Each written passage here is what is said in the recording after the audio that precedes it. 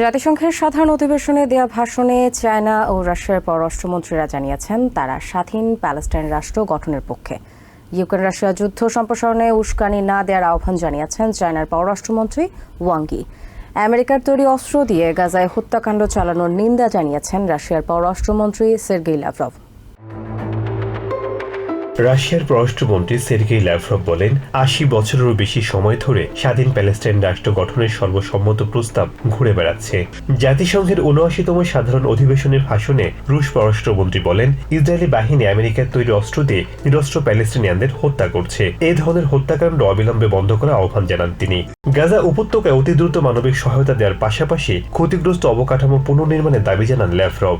লেবাননে ইসরায়েলের অমানবিক হামলার সমালোচনা করে তিনি বলেন, এ ধরনের নির্বিচার বেসামরিক নাগরিক হত্যার ঘটনায় প্রতিবাদ না জানিয়ে চুপ থাকা যায় না। এদিকে চায়নার পররাষ্ট্রমন্ত্রী ওয়াং ই তার দেয়া ভাষণে বলেন, বর্তমান বিশ্বের প্রতিটি সভ্যতারই নিজস্ব শক্তি রয়েছে। এই কারণে শি জিনপিং বলেছেন, উন্নত বা নিকৃষ্ট সভ্যতা বলতে কিছু নেই, শুধুমাত্র পরিচয় এবং স্থানের কারণে সভ্যতা ভিন্ন রকম হয়। ওয়াং ই তার ভাষণে আরো বলেন, শি জিনপিং বলেছেন, শান্তি এখন বিশ্বের সবচেয়ে দামি সম্পদ। প্যালেস্টাইনের জনগণ ঐতিহাসিকভাবে অবিচারের শিকার হচ্ছে। তাই চায়নার জনগণ স্বাধীন প্যালেস্টাইন রাষ্ট্র গঠন এবং জাতিসংঘে প্যালেস্টাইনের পূর্ণাঙ্গ সদস্যপদের পক্ষে বলে জানান তিনি। অবিলম্বে লেবাননে ইসরায়েলের হামলা বন্ধের আহ্বান জানায় চায়নার পররাষ্ট্রমন্ত্রী। শেখ সাদি মারজান, টিভিএন 24 নিউজ ডেস্ক।